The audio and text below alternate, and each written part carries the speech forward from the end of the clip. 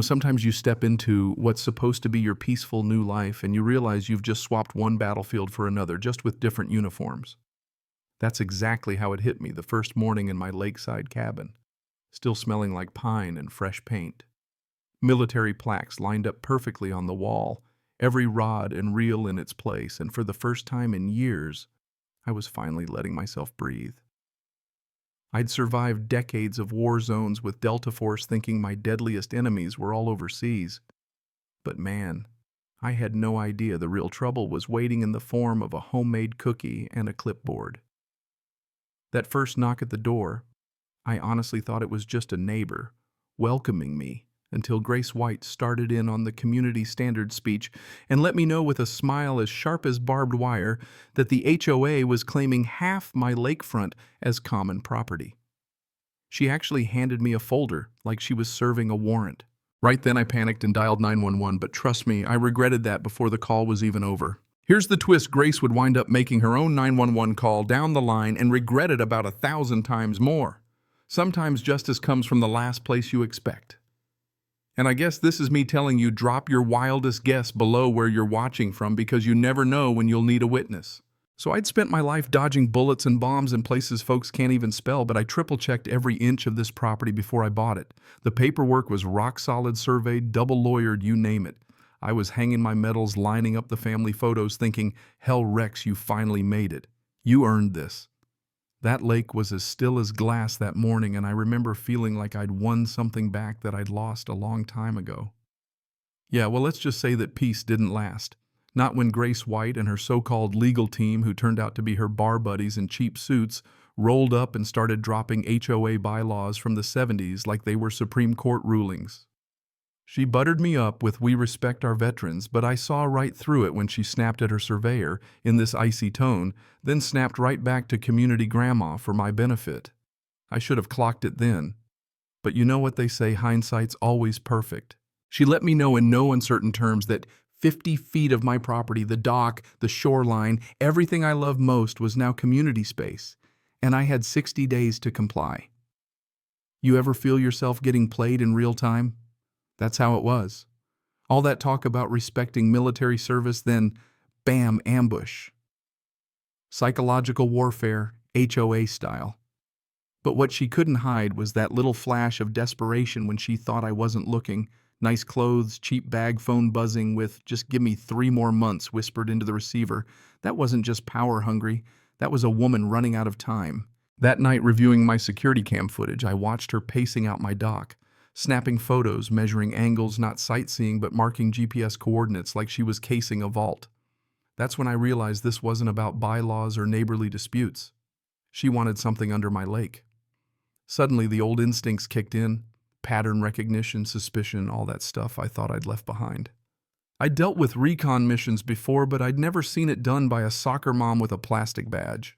After that, the real fun began. Floodlights at 3 a.m. for emergency pipe repairs, leaf blowers and mowers at dawn, crews in hazmat suits testing water quality with gear that looked like it belonged in a Navy SEAL operation. Grace orchestrating the whole thing, barking orders and yelling about deadlines like the lake was her private gold mine. One morning I heard her on the phone, "I need that money in 90 days or I lose everything."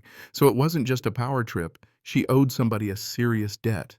I started wondering what kind of trouble requires a $4 million fix. Then on day 3, it all went sideways. Divers in black wetsuits started sweeping my lake with metal detectors. And I'm not talking about kids hunting for coins, these were professionals. It brought back a memory from Afghanistan, enemy divers planting explosives under a bridge. I called 911, told the dispatcher there were people in my lake doing God knows what. She just asked if they had weapons and chalked it up to a civil dispute. The moment I hung up, I knew I'd screwed up. My training always said never act on emotion, but I'd just tipped my hand. Grace was ready when the sheriff arrived. She put on her concerned citizen face, handed over a folder full of permits, and made me look like a paranoid old vet. She even managed to drop a line about anger management at the VA for me, all but painting me as the unstable element in the neighborhood.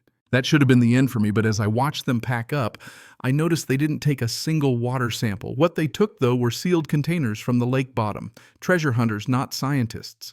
Overheard Grace talking to her diver dad's notes say 15 feet northwest of the dock.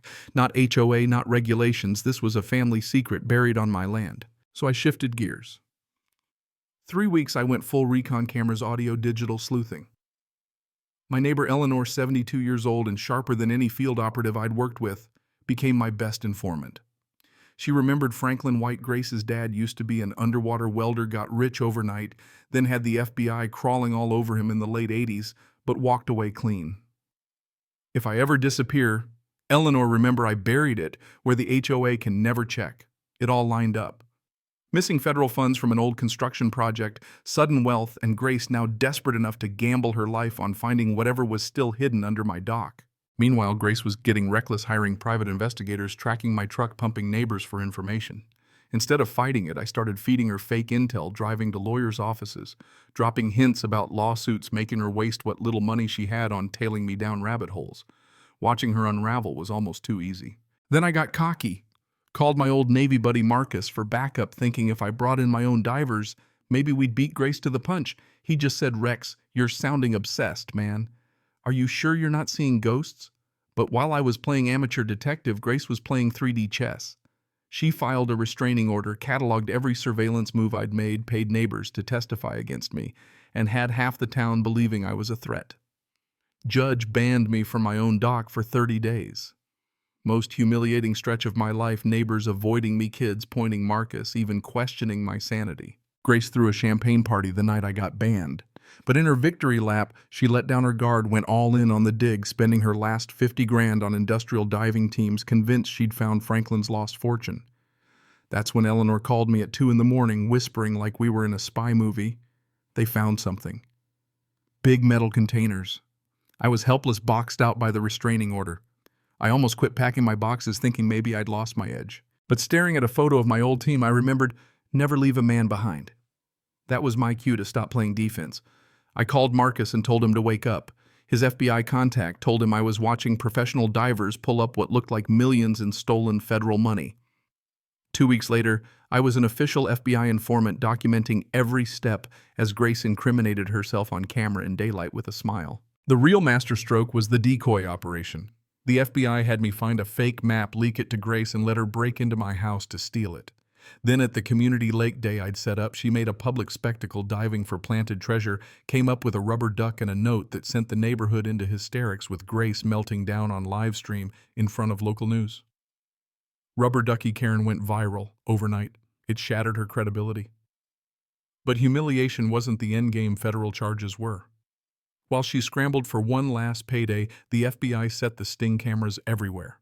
When her team finally brought up the real containers in the middle of the night, every word, every bag of cash, every order, Dad's legacy as restored, was being recorded by agents in boats onshore everywhere. That's when Grace panicked. Bright lights, movement, voices in the dark. She called 911 in a full-blown meltdown, reporting armed men trying to rob her.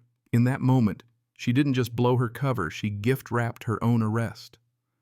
The FBI and local police converged in a scene straight out of a movie, and there she was, standing in the headlights, up to her waist, in water bags of stolen money at her feet, surrounded by federal agents.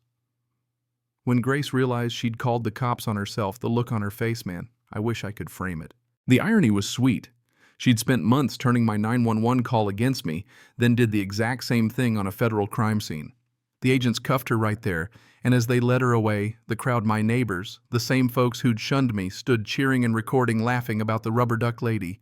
Even after she was gone, there was a rumor that Grace had whispered something to the FBI about others who might come for the rest of Franklin's secrets, but that's a story for another time. With Grace in federal prison, her house auctioned off, the HOA dissolved, new leadership voted in, and the old mansion donated to veteran housing, the neighborhood turned a corner. We celebrated with a block party, kids swam in the lake, and for the first time people actually acted like neighbors.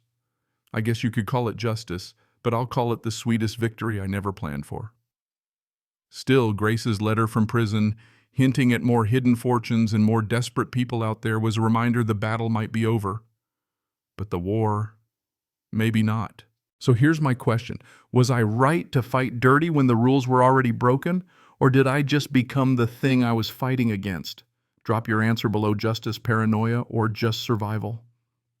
That's what I want to know. And hey, if you stuck around this long, you're part of the neighborhood now.